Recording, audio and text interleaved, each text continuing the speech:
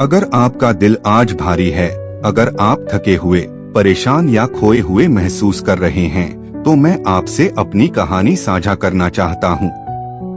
यह कहानी मेरी यात्रा की है, कैसे मैंने शांति की तलाश की, टूटा हुआ महसूस किया और उस प्रेम को पाया जिसने मुझे वैसे ही स्वीकार किया जैसे मैं था। बस ध्यान से सुनिए और अपने दिल में जगह दीजिए। साधु सुंदर सिंह की कहानी प्रथम पुरुष में। मेरा जीवन सुंदर सिंह की आत्मक था। मेरा जन्म 3 सितंबर 1889 को पंजाब के रामपुर में एक समृद्ध और धर्मपरायण सिख परिवार में हुआ।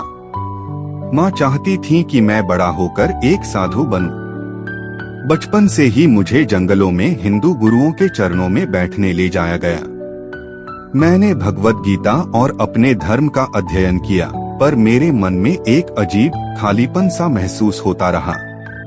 शांति पाने के लिए मैंने ध्यान और अध्ययन किया, पर कोई संतोष नहीं मिला। मुझे अंग्रेजी सिखाने के लिए अमेरिकी प्रेस्बिटेरियन मिशन स्कूल में दाखिला दिया गया, जहां मैंने बाइबल से परिचय पाया। शुरुआत में मैं उस पुस्तक से नफरत करता था, इतना कि मैंने कुछ पन्ने खुलेआम जला दिए थे। जब मैं 14 का हुआ, मेरी प्यारी माँ का देहांत हो गया। उस क्षण मेरी दुनिया जैसे उजड़ गई।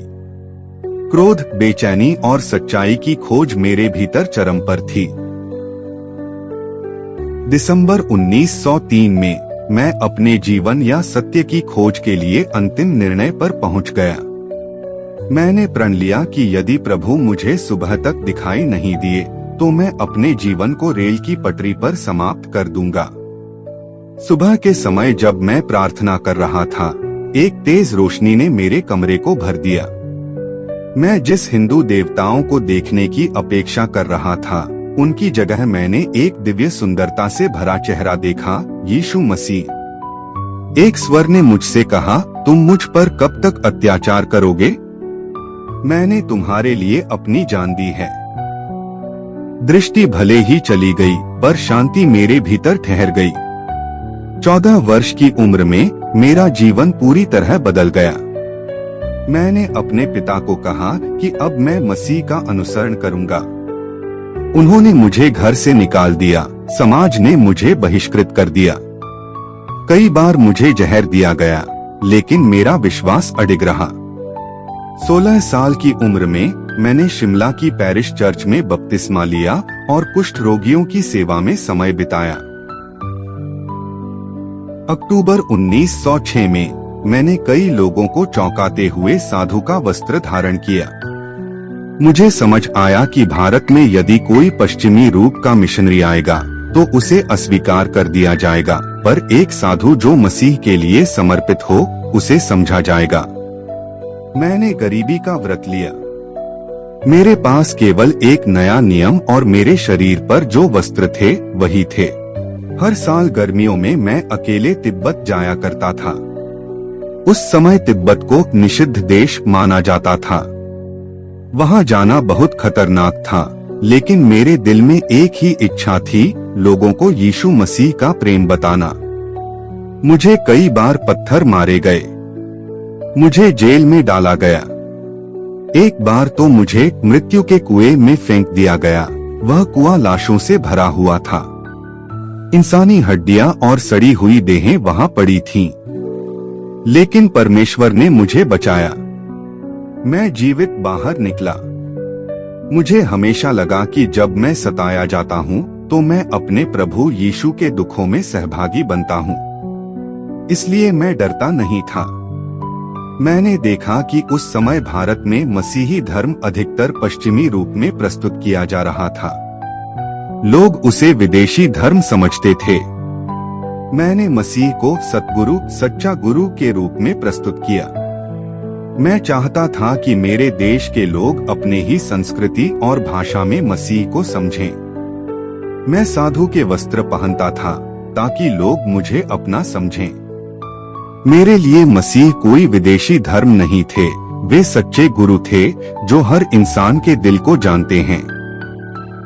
1920 में मैं यूनाइटेड किंगडम, संयुक्त राज्य अमेरिका और ऑस्ट्रेलिया गया। 1922 में मैं फिर यूरोप गया। पहले विश्व युद्ध के बाद पश्चिम के लोग बहुत थके हुए और टूटे हुए थे। जब मैंने उन्हें प्रार्थना, प्रेम और आत्मिक जीवन के बारे में बताया तो उन्होंने मेरे संदेश को गहराई से सुना। लेकिन मैंने एक बात साफ कही, मैंने महसूस किया कि पूर्व में आत्मिक गहराई है जबकि पश्चिम में बहुत भौतिकता है। उनके पास बाइबल थी पर कई लोग उसकी आत्मा से दूर थे। जब मैंने मसीह को अपनाया तो मेरे अपने परिवार ने मुझे घर देने की कोशिश की। मुझे घर से निकाल दिया गया, लेकिन मेरे दिल में उनके लिए नफरत नहीं थी। मैं उनसे प्रेम करता रहा। समय के साथ मेरे पिता का दिल भी बदल गया और उन्होंने भी मसीह को स्वीकार किया।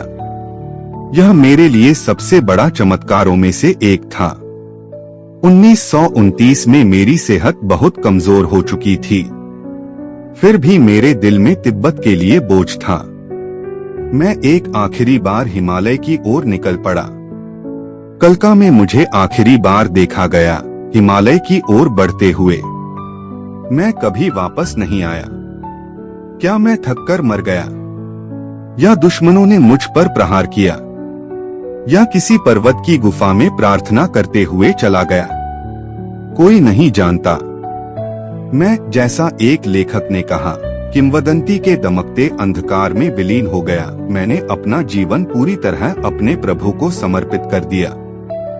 आज लोग कहते हैं कि मैं भारतीय मसीही इतिहास में एक कहानी बन गया हूँ, एक ऐसी कहानी जो आज भी सुनाई जाती है।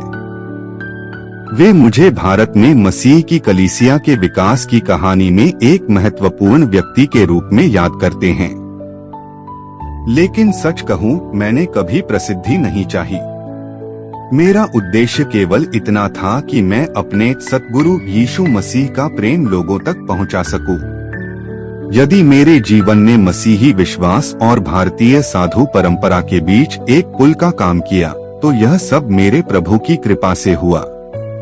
मैंने केवल इतना किया, मैं भारतीय रहा, साधु रहा और अपने देश की भाषा, संस्कृति और आत्मिक प्यास को समझते हुए मसीह का संदेश सुनाता रहा। अगर आज लोग मुझे एक जीवित किंवदंती कहते हैं, तो वह मेरी नहीं बल्कि उस अनुग्रह की कहानी है जिसने एक भटके हुए युवक को अपने प्रकाश से बदल दिया। यदि मेरी कहानी ने आपके हृदय को छुआ है, यदि मेरे जीवन की यात्रा ने आपको अपने सतगुरु के और निकट आने के लिए प्रेरित किया है, तो इस संदेश को दूसरों तक पहुंचाने में मेरी सहायता कीजिए।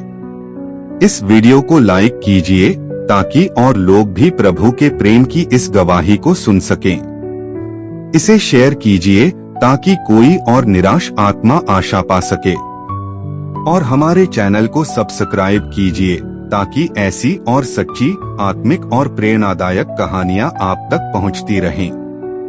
प्रभु यीशु मसीह की शांति आप सबके साथ हो।